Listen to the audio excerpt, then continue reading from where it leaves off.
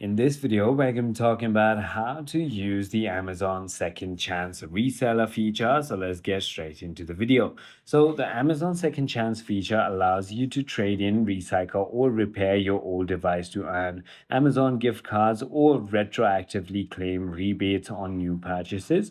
All you need to do is simply go ahead and head into the Amazon trade-in store, and then you can simply go ahead and search for your specific device. So you want to simply go ahead and open any browser that you prefer using, search for Amazon trade-in, just like I'm doing right over here, and then click on the first icon right over here, which is going to simply go ahead and take you to your trade-in page right over here.